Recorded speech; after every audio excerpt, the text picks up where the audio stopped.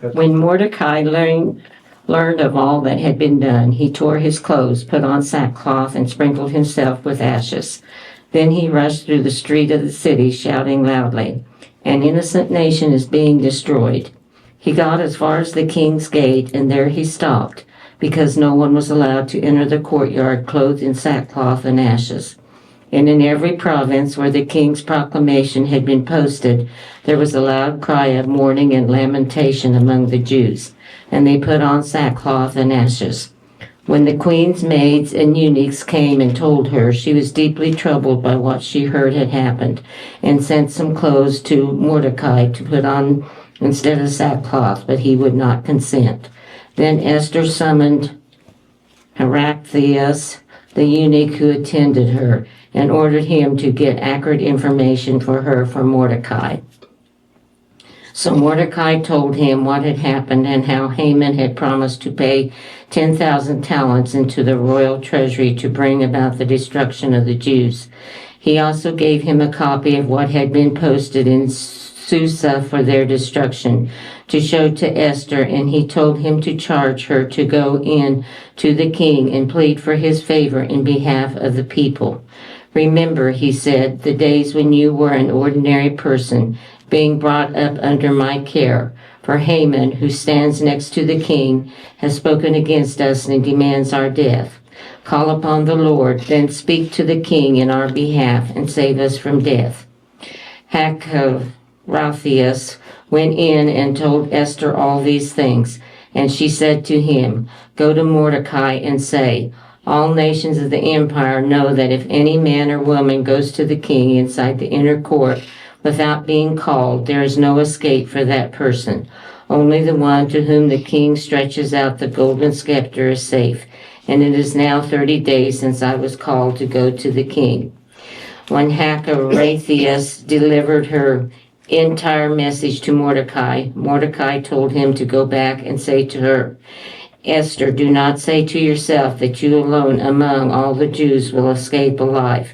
For if you keep quiet at such a time as this, help and protection will come to the Jews from another quarter. But you and your father's family will perish. Yet who knows whether it was not for such a time as this that you were made queen?" Then Esther gave the messenger this answer to take back to Mordecai: "Go and gather all the Jews who are in Susa and fast on my behalf. For 3 days and nights do not eat or drink, and my maids and I will also go without food. After that I will go to the king, contrary to the law, even if I must die." So Mordecai went away and did what Esther had told him to do.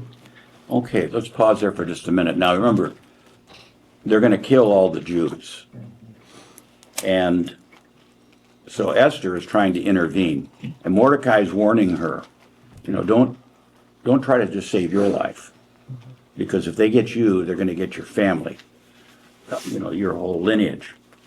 So they're trying to be slippery about handling this so that the Jews aren't killed. Again, as we talked last week, not much has changed. I mean, there are people who, New York City, they rushed a synagogue. Yeah. And I don't know what it is about the Jews that upset a lot of people. Yeah. But there's a deep hatred, especially in the Arabic world. So, all right, let's bail into chapter 13. Mordecai's prayer. When Mordecai prayed to the Lord, calling to remembrance all the works of the Lord, he said, "O Lord, Lord, you rule as king over all things, for the universe is in your power, and there is no one who can oppose you when it is your will to save Israel. For you have made heaven and earth and every wonderful thing under heaven. You are Lord of all, and there is no one who can resist you, the Lord. You know all things. You know, O Lord, that it was not in insolence or pride or for any love of glory that I did this and refused to bow down to this proud Haman. For I would have been willing to kiss the soles of his feet to save Israel. For I did this so that I might not set human glory above the glory of God, and I will not bow down to anyone but you, who are my Lord, and I will not do these things in pride. For now, O Lord God and King, God of Abraham, spare your people, for the eyes of our foes are upon us to annihilate us, and they desire to destroy the inheritance that has been yours from the beginning. Do not neglect your portion, which you redeemed for yourself out of the land of Egypt. Hear my prayer and have mercy upon your inheritance. Turn our mourning into feasting, that we may live and sing praise to your name. O Lord, do not destroy the lips of those who praise you. And all Israel cried out mightily, for their death was before their eyes. Okay. Mordecai is now referencing God directly. This is part of the reason why this was not in the original Esther, because Yahweh, God, is just not mentioned there.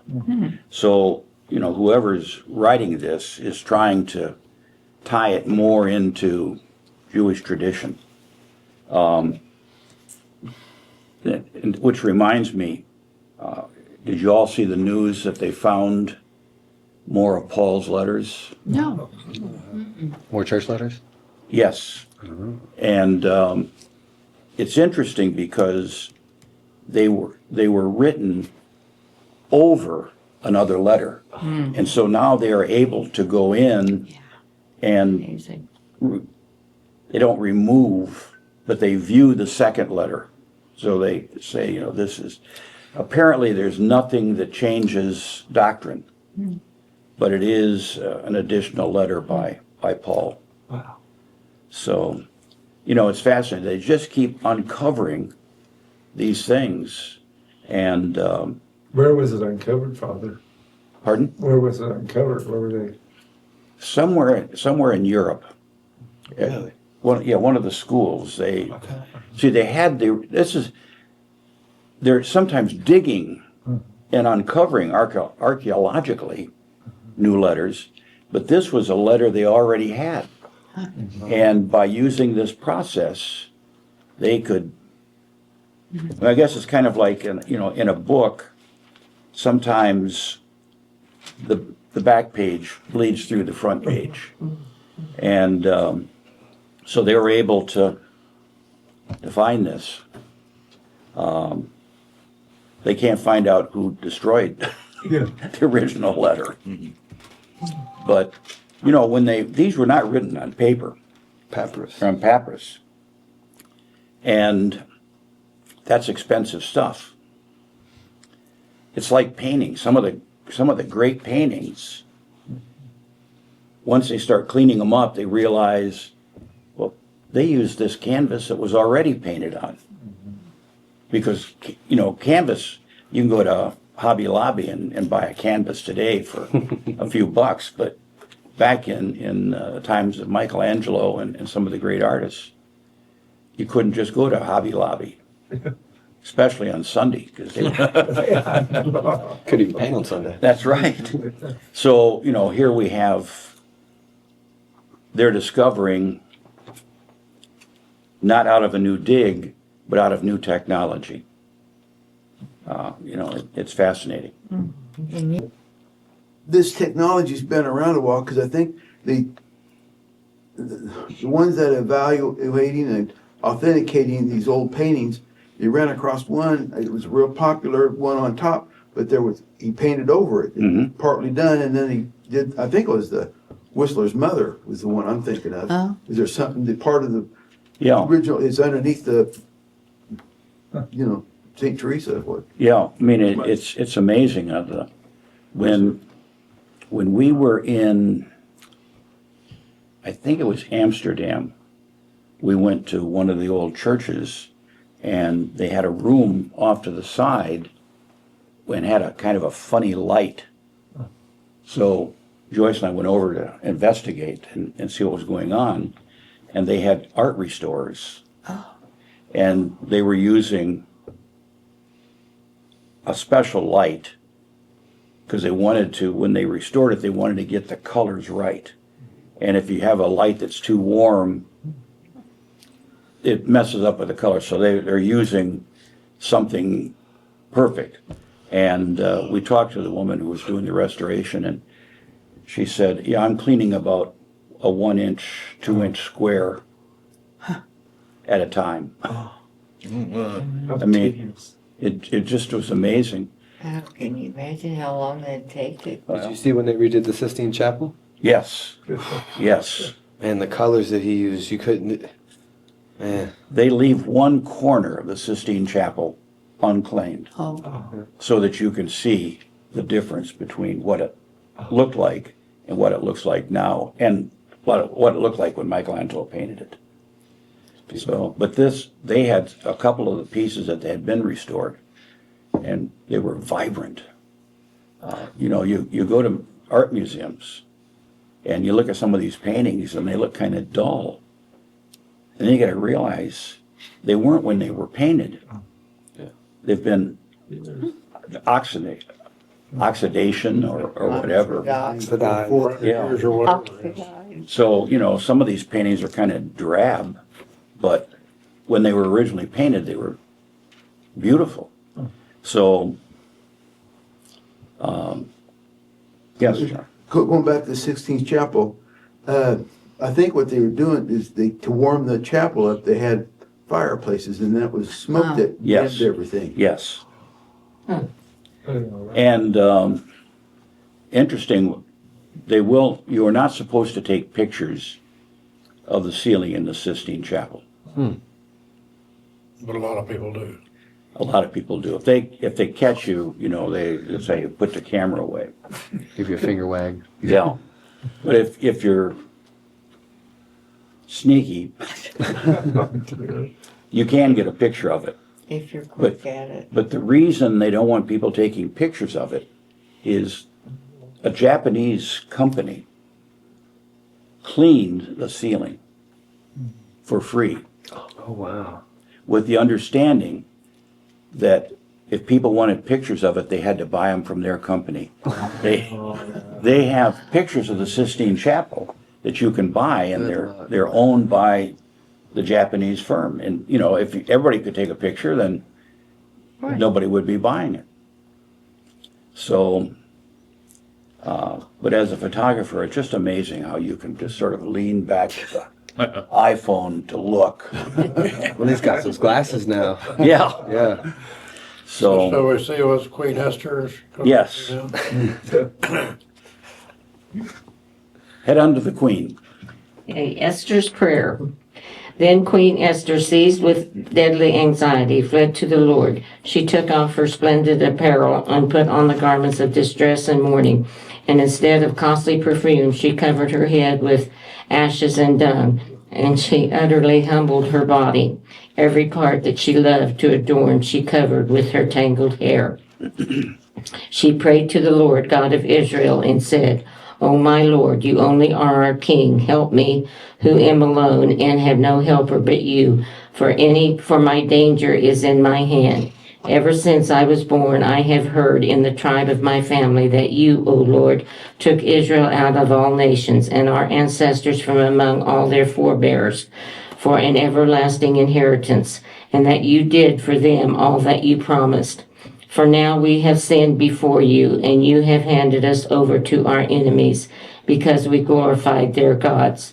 You are righteous, O Lord, and now they are not satisfied that we are in bitter slavery, but they have coveted with their idols to abolish what your mouth has ordained, and to destroy your inheritance, to stop the mouths of those who praise you, and to quench your altar and the glory of your house, to open the mouths of the nations for the praise of vain idols, and to magnify forever a mortal king.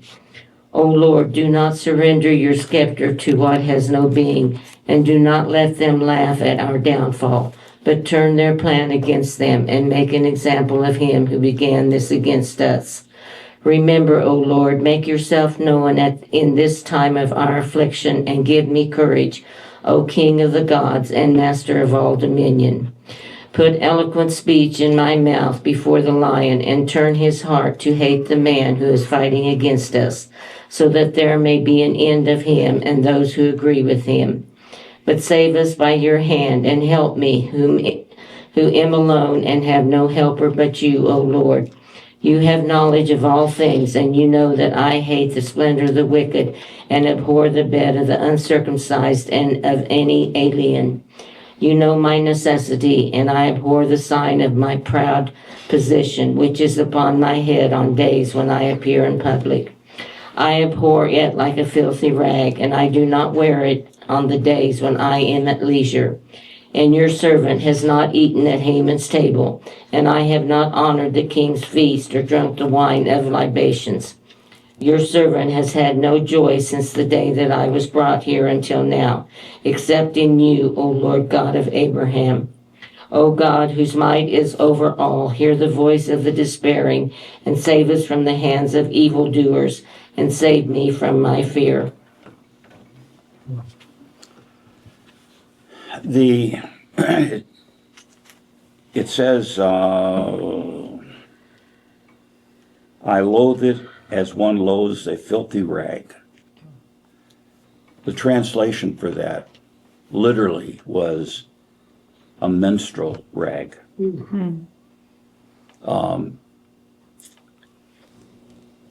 So they clean it up when they do the translation, but you know, she's really, I abhor the bed of the uncircumcised or of any Gentile. If there happens to be somebody who's a Gentile who's circumcised, I still don't. I abhor them. So she is really making the point that, God, I'm doing everything I can. We need your help. So Speaking to cleanliness. yes, The yes. law. Yes, the Mosaic law. Yeah, and that's an important thing, that if a good Jew would always follow that law, the ritual of cleanliness. You touch a dead body, there's a process that you have to go through. So let's go on to the next chapter. Esther is received by the king. On the third day, when she ended her prayer, she took off the garments in which she had worshipped and arrayed herself in splendid attire. Then, majestically adorned, after involving the aid of the all-seeking God and Savior, she took 2 maids with her. On one she leaned gently for support, while the other followed, carrying her train. She was radiant with perfect beauty, and she looked happy, as if beloved, but her heart was frozen with fear. When she had gone through all the doors, she stood before the king. He was seated on his royal throne, clothed in the full array of his majesty, all covered with gold and precious stones. He was most terrifying. Lifting his face, flushed with splendor, he looked at her in fierce anger. The queen faltered and turned pale and faint and collapsed on the head of the maid who went in front of her. Then God changed the spirit of the king to gentleness, and in alarm he sprang from his throne and took her in his arms until she came to herself. He comforted her with soothing words and said to her, "What is it, Esther? I am your husband. Take courage. You shall not die, for our law applies only to our subjects. Come near." Then he raised the golden scepter and touched her neck with it. He embraced her and said, "Speak to me." She said to him, "I saw you, my Lord, like an angel of God, and my heart was shaken with fear at your glory. For you are wonderful, my Lord, and your countenance is full of grace." And while she was speaking, she fainted and fell. Then the king was agitated, and all his servants tried to comfort her. She sure thinks a lot. Yeah. Yeah, grow a spine, Esther. Well, she hasn't eaten very well No, this week. no. Yeah. She's been fasting. Yeah. And let's get into 15 or Good 5. catch. I like that. The king said to her, "What do you wish, Esther? What is your request? It shall be given you, even to half my kingdom." And Esther said, "Today is a special day for me. If it pleases the king, let him and Haman come to dinner that I shall prepare today." Then the king said, "Bring Haman quickly, so that we may do Esther desires." So they both came to the dinner that Esther had spoken about. While they were drinking wine, the king said to Esther, "What is it, Queen Esther? It shall be granted you." She said, "My petition and request is, if I have found favor in the sight of the king, let the king and Haman come to the dinner that I shall prepare them, and tomorrow I will do as I have done today." Haman's plot against Mordecai. So Haman went out from the king, joyful and glad of heart. But when he saw Mordecai, the Jew, in the courtyard, he was filled with anger. Nevertheless, he went home and summoned his friends and his wife Zosera, and he told them about his riches and the honor that the king had bestowed on him, and how he had advanced him to be the first in the kingdom. And Haman said, "The queen did not invite anyone to the dinner with the king except me, and I am invited again tomorrow. These things give me no pleasure as long as I see Mordecai the Jew in the courtyard." His wife Zosera and his friends said to him, "Let a gallows be made 50 cubits high, and in the morning tell the king to have Mordecai hanged on it. Then go merrily with the king to the dinner." This advice pleased Haman, and so the gallows were prepared. Mordecai apparently has not made any friends with Haman. Doesn't sound like it. Okay, let's continue on. Mordecai's reward from the king. That night the Lord took sleep from the king, so he gave orders to his secretary to bring the book of daily records and to read to him. He found the words written about Mordecai, how he had told the king about the 2 royal eunuchs who were on guard and sought to lay hands on King Artaxerxes. I'm sure that wasn't pronounced right. The king said, "What honor or dignity did we bestow on Mordecai?" The king's servant said, "You have not done anything for him." While the king was inquiring about the goodwill shown by Mordecai, Haman was in the courtyard. The king asked, "Who is in the courtyard?" Now Haman had come to speak to the king about hanging Mordecai on the gallows that he had prepared. The servants of the king answered, "Haman is standing in the courtyard." And the king said, "Summon him." Then the king said to Haman, "What shall I do for the person whom I wish to honor?" And Haman said to himself, "Whom would the king wish to honor or more than me?" So he said to the king, "For a person whom the king wishes to honor, let the king's servants bring out the fine linen robe that the king has worn, and the horse on which the king rides, and let both be given to one of king's honored friends, and let him robe the person whom the king loves, and mount him on the horse, and let it be proclaimed through the open square of the city, saying, 'Thus shall it be done to every one whom the king honors.'" Then the king said to Haman, "You have made an excellent suggestion. Do just as you have said for Mordecai the Jew, who is on duty in the courtyard, and let nothing be omitted from what you have proposed." So Haman got the robe and the horse. He put the robe on Mordecai and made him ride through the open square of the city, proclaiming, "This shall it be done to everyone whom the king wishes to honor." Then Mordecai returned to the courtyard, and Haman hurried back to his house, mourning and with his head covered. Haman told his wife Zosera and his friends what had befallen him. His friends and his wife said to him, "If Mordecai is of the Jewish people, and you have begun to be humiliated before him, you will surely fall. You will not be able to defend yourself, because the living God is with him." A little bit of prophetic foreshadowing there. Yes. Can you imagine how Haman must have felt when he saw Mordecai with the robe on the horse? Yeah. Darn. Whoops. Picked the wrong side. Okay, let's continue on. Haman of Esther's banquet. While they were still talking, the eunuchs arrived and hurriedly brought Haman to the banquet that Esther had prepared. So the king and Haman went in to drink with the queen. And the second day, as they were drinking wine, the king said, "What is it, Queen Esther? What is your petition, and what is your request? It shall be granted to you, even to half of my kingdom." She answered and said, If I have found favor with the king, let my life be granted me at my petition, and my people at my request. For we have been sold, I and my people, to be destroyed, plundered, and made slaves, we and our children, male and female slaves. This has come to my knowledge. Our antagonist brings shame on the king's court. Then the king said, Who is the person that would dare to do this thing? Esther said, Our enemy is this evil man Haman. At this, Haman was terrified in the presence of the king and queen. Punishment of Haman. The king rose from the banquet and went into the garden, and Haman began to beg for his life from the queen, for he saw that he was in serious trouble. When the king returned from the garden, Haman had thrown himself on the couch, pleading with the queen. The king said, Will he dare even assault my wife in my own house? Haman went, and he heard, turned away his face. Then Bugathan, one of the eunuchs, said to the king, Look, Haman has even prepared a gallows for Mordecai, who gave information of concern to the king.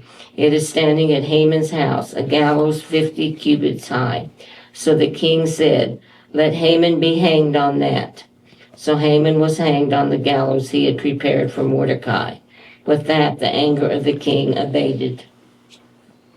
And I'm sure Haman was saying, I wish we'd used balsa wood. Or is in current nomenclature, FAFO. Yeah, that's right. So, okay. Royal favor shown the Jews. On that very day, King Artaxerxes granted to Esther all the property of the persecutor Haman. Mordecai was summoned by the king, for Esther had told the king that he was related to her.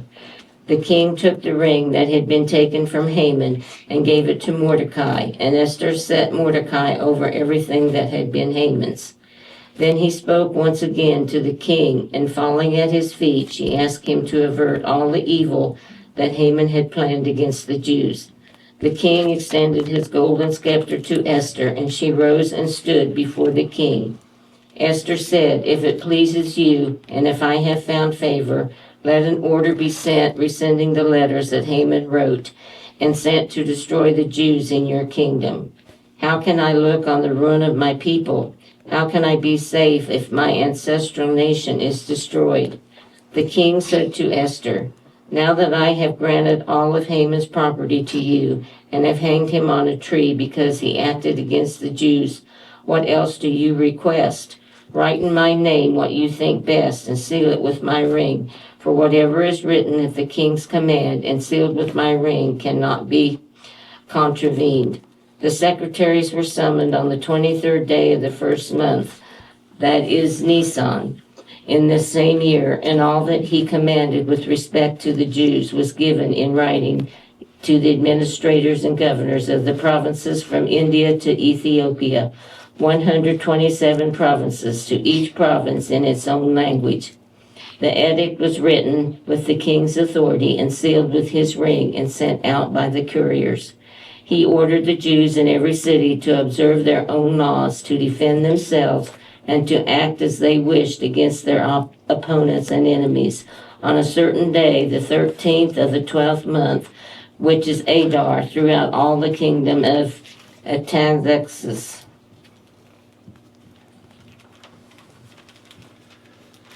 Okay, the next part is the letter, copy of the letter that was sent. Could we step back just for a Sure. second? Okay, so the edict that was written with the king's authority and sealed, he ordered the Jews in every city to observe their own laws. So we got the 23rd on Nisan, or Nisan, whatever. What's the difference in what happens on the 23rd day of the first month versus what happens on the 13th day of the 12th month? Because it all seemed like the same decree. And it probably is. Okay, that's just when it went into effect? Right. Maybe? What you have is, you've got the Hebrew Bible, which uses the Hebrew calendar. Mm-hmm. And we've got the Greek, this edition here in the Septuagint, or in the Apocrypha. You've got the Greek calendar. So the authors of this could be confusing by a few days. Okay. But the bottom line is the Jews are now going to be left alone. Okay. And that's the key. And that is the Jewish feast of Purim, which is celebrated in February, I think. And that has to do with Esther convincing the king not to punish and kill the Jews. And that's a big, he ruled from Ethiopia to India and north. So if that edict was still followed, that's a lot of Jews going to be put to death. So does that clarify what you're asking? Okay, they were using couriers and such. And Yes. It was 127 provinces. I missed the provinces part. Yeah. And so the Hebrew language does this fun thing where numbers mean words. Mm-hmm. And I'm writing a book about it right now. So I was trying to get kind of the numerology down and square away with that. Mm-hmm. Okay, Let's go on. let's do the letter. How do you pronounce that? Artaxerxes? Artaxerxes.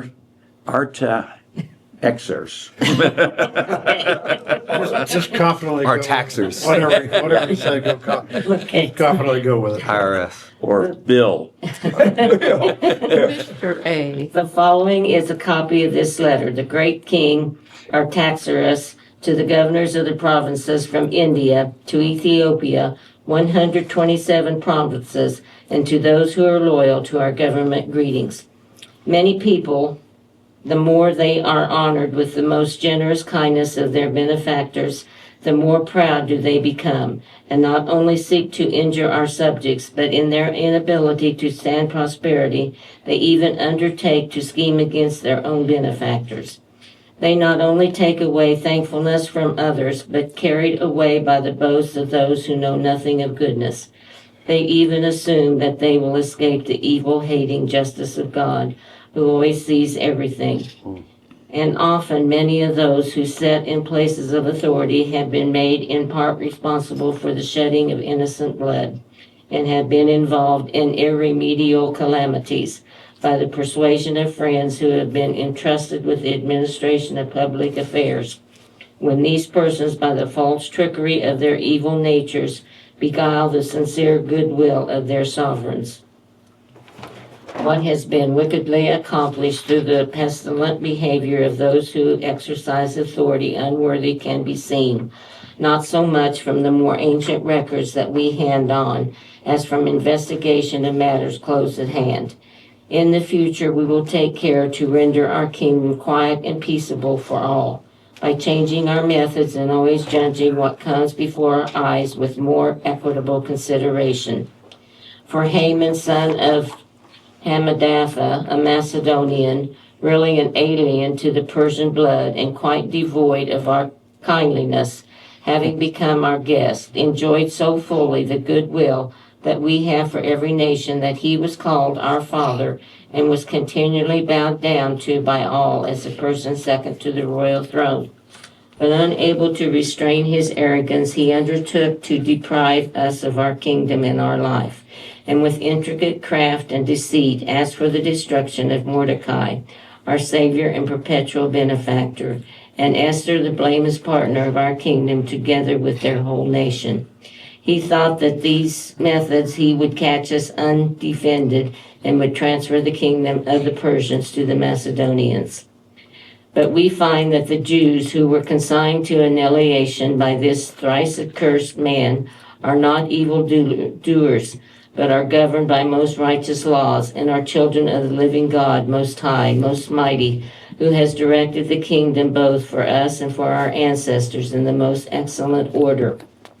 You will therefore do well not to put in execution the letter sent to Haman, son of Hammedatha, since he, the one who did these things, had been hanged at the gate of Susa with all his household. For God, who rules over all things, has speedily inflicted on him the punishment that he deserved. Let me Therefore, stop you for just a minute. There's an interesting line in there. Said that speedily brought upon him the punishment that he deserves. It says he was hanged aloft with his whole household. I didn't know that. So the sins of the father are visited on the children. Well, somewhere in here it does say someone encouraged him to do this, doesn't Yeah. it? Yes. His wife and His wife said, "Yeah, you got to do this because Yeah. this guy is liable to take the power away from you." So, and Mordecai was apparently a smooth talker. So, Haman had to be a little leery of him. You shouldn't have. But anyway, I wanted to stop you because I thought that was important that we that realize is. his whole household. That would mean his family, his wife, his children, and his servants. And his ancestry here. Yes. I don't even think the popular book I read in high school had anything about that. Okay, Therefore, post a copy of his letter publicly in every place and permit the Jews to live under their own laws, and give them reinforcements so that on the 13th day of the 12th month, Adar, on that very day, they may defend themselves against those who attack them at the time of oppression. For God, who rules over all things, has made this day to be a joy for his chosen people instead of a day of destruction for them. Therefore, you shall observe this with all good cheer as a notable day among your commemorative festivals, so that both now and hereafter it may represent deliverance for you and the loyal Persians, but that it may be a reminder of destruction for those who plot against us. Every city and country, without exception, that does not act accordingly shall be destroyed in wrath with spear and fire. It shall be made not only impassable for human beings, but also most hateful to wild animals and birds for all time. okay. It's one of the commentaries here says that the 13th day of Adar is to become a day of joy rather than destruction. The edict concludes by specifying this day as a festival day, not only for the Jews, but for the entire empire, as a reminder of destruction for those who plotted against us. So, that's Purim. Yeah. So, that's one of the happy Jewish festivals. Now, for the whole country, it says. Yeah, this is for everybody. Yeah. How many? From India to Ethiopia. Hmm? From India to Ethiopia. the Yeah, whole kingdom. and The whole- everything north. So that's one heck of a party. I mean, that's better than Halloween or New Year's Eve. And they're not celebrating destruction, but they're celebrating redemption. It's a festival, not a massacre. Is it still being celebrated today? Yeah, the Jews still celebrate Purim. And that is when, in February? I think it's in February. The name of it is what? Purim, Pirum. I thought it was Adar. Where did we get from Adar? There you go. Well, the Jews called it Purim. Oh, the month Adar. Yeah. Okay. And I've mentioned before in Bible study, I used to buy my photography equipment from a store in New York. There are two really good stores you can buy from. They're owned by brothers or cousins, and they're both Orthodox Jews. And whenever one of those days is coming, they post, get your orders in before so we can get them shipped. And if you order something during Purim or Passover or any of the festivals, you'll get a message that says, we've received your order, it will be shipped after the holiday. So, I always had to watch the Jewish calendar if I was going to be thinking about ordering something. to make sure that I didn't put myself in a bind. They So, live their faith. Hmm? They live their faith. they do, but they're also Orthodox. Reformed, if you're spending $2,000 on a new camera, Reformed are inclined to say, 2,000's 2,000, we'll ship it. But the Orthodox say, 2,000 is 2,000, but it'll still be 2,000 next week.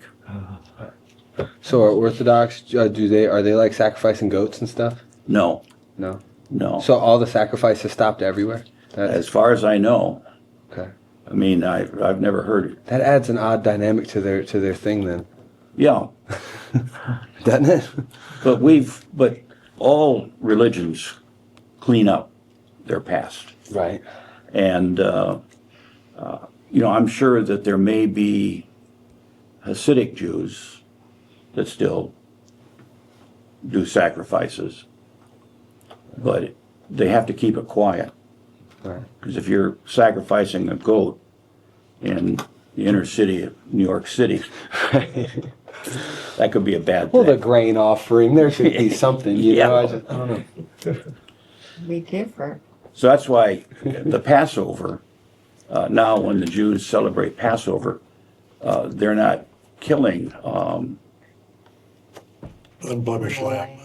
How does Yeah. the spirit of death know not to go to their home Yeah. then? Well, they're not killing a lamb, but they do serve lamb as part of the meal. Oh. So, but they let the butchers take care of it. Yeah. Someone killed the lamb. You know, out there's a firstborn somewhere in the house like, man, I read that book. You sure, guys? I don't know. All right. Shall we continue on? Let copies of the decree be posted conspicuously in all the kingdom, and let all the Jews be ready on that day to fight against their enemies. So the messengers on horseback set out with all speed to perform what the king had commanded.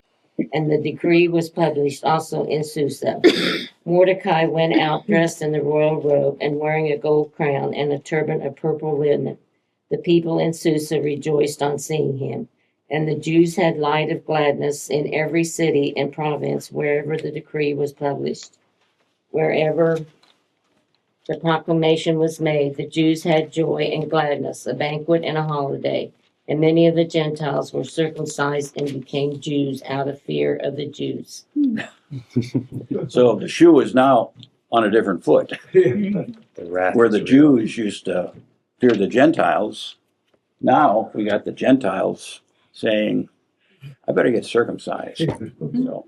So, Touch on real quick. Let copies of the decree be posted and conspicuously in all the kingdom. Let the Jews be ready on that day to fight against their enemies. yes. So it's a day of rejoicing, but it's also a day of readiness. Yes, but they're looking more at a festival rather than a get even. I mean, I'm looking at like the principles of not necessarily in this setting, but I'm talking about through the following historical context of it. It'd be a so that'd be a well, with Purim, they're not getting ready to slaughter anyone. okay. They're celebrating being freed. They'd been captives. Now they're being freed.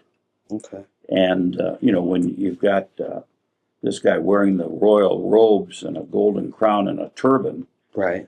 all dyed purple. And again, the importance of something being dyed purple is Royalty. purple was hard to dye. And so the kings, the royal, that always was left for the royalty. Doesn't that seem like a very intentional decree, though? Let all the Jews be ready on that day to fight against their enemies. And Well, that's the cut of the paragraph, too. Yeah. So it ended in that finality. Be ready, but you don't have to. Right. Because they'd been picked on. Yeah, once or twice. Yeah. So, all right. Okay. We'll pick up with 9 next time. Very good.